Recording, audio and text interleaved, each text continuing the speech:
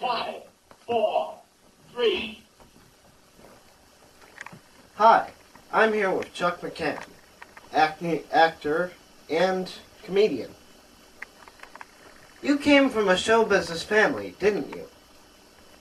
Yes, I did, Colin. I absolutely did. Yeah, my grandfather was a unicyclist with Bill Cody's Wild West show. He was a juggler. And he could juggle and ride bicycles and stuff like that.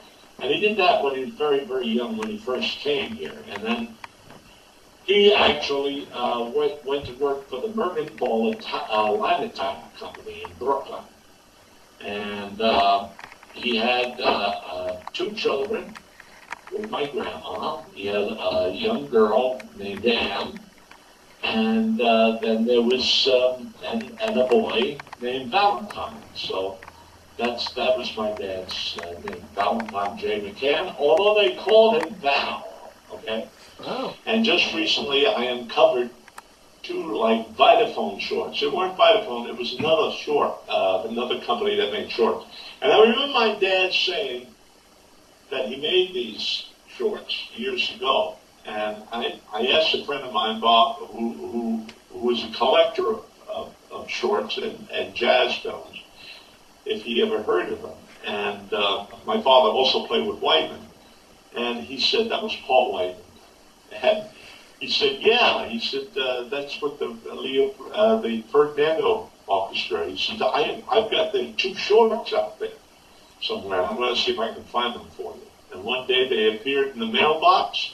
And there I looked at my dad on digital TV playing with the Felix Ferdinando Orchestra back when he was 21, back in 1926-27. Isn't it remarkable? Wow, that is. And when I was 12, actually he also worked at CBS, and that's when I first started doing radio. Because the director saw me reading the script one day, and he said, Val, does your son read? And I said, yeah. He said, he's not just following the law, turning the page before we turn the page. I said, no. So anyway, that's how I started in radio. And I built my own radio station in the basement of my house.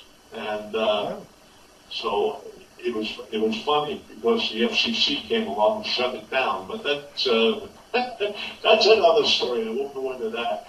But I loved radio. And in fact, I work now with Spurback, and we recreate old radio shows. In fact, I'll be in New York doing that very shortly. So like, what do you mean by recreate radio shows? Well, you get a bunch of actors who have done radio in the past. You get the scripts, you get the sound effects, you get a sound effects man, you get the music, and we recreate the way they did radio shows way back then. Dramatic radio shows or comedy radio shows in front of a live audience. And we record them. Wow. And PBS will put them on the air. So it's actually recreating the old style radio shows done with actors that have done radio. And it's quite a lot of fun. I did Suspense last year.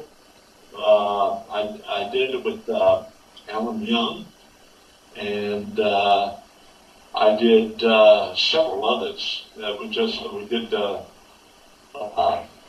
I Remember Mama, and these were all radio shows back when I was growing up. I used to listen to them as a kid, and it was I did. And he and I did recreations in a school, 147 in Cambria Heights. And I occasionally get a lot of people on my website that remember that, and they send me notes and remember as kids growing up to those radio shows that we recreated in 147. Radio was a great thing, Colin. It was called the Theater of the Mind, and the reason it was called the Theater of the Mind was you had to use your imagination because you didn't have a picture. The pictures were created in your head. And the sets were only what you would imagine. So therefore, they were perfect sets because they were the sets that you wanted to have. They were the sounds that would stimulate your imagination. And unfortunately today, there's nothing left to the imagination. And that's why radio, to me, was a great, great, great medium. It's up to you. So you can find old radio scripts, you can find old sound effects, you can find all these things. Get a few friends together that are actors and put on your own radio shows. You know, it's fun to do. Because we used to sit in the dark and listen to radio. Radio is an incredible, incredible medium. And that's why they called it the theater of the mind. And there were great actors back then that later went on into film, like Orson Welles and Paul Stewart, guys like this from the Mercury Theater, who became my friends and I worked with later on. Orson Welles had an office across from my office, and I used to see him. And Paul Stewart and I used to have lunch every day at Schwab's in Hollywood. You've heard of the Schwab's drugstore. Well, all the actors would go there. And, I mean, everybody from Dick Van Dyke to me to, you know, whoever was in town. Charles Lawton, you know, you see everybody there. And Paul Stewart was a good friend of mine, and Peggy as well. And he was with the Mercury Players. And he said to me, one day we're going to work together again. Well, I did a Laurel and Hardy commercial for RCA. And sure enough, bang, there it was, you know.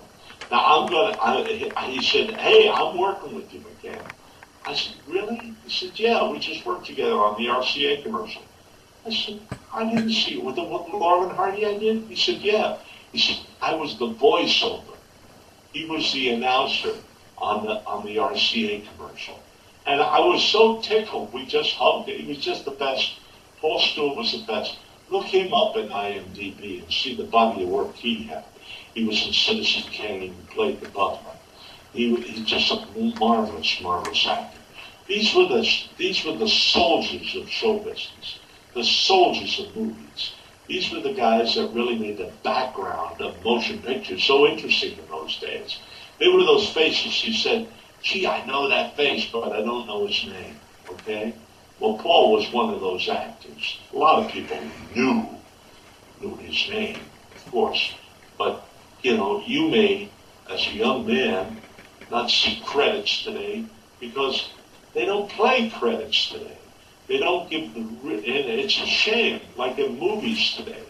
I mean, you're seeing everybody who made The Soup and The Green Man and, you know, everybody else, The Best Boy, you know, I mean, their names go, but the actors, and then by the time they get on television, forget about it. There are no credits. There are no credits on any of the shows today.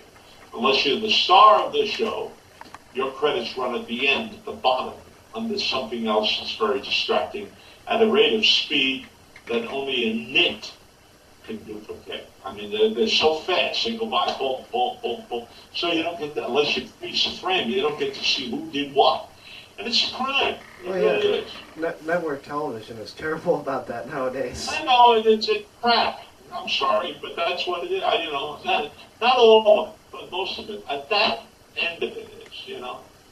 All except for, there are a few shows on the air that are worth watching, you know. I'm not knocking it all. There are some good new shows that are coming up. But I just wish the networks would get, you know, pull it together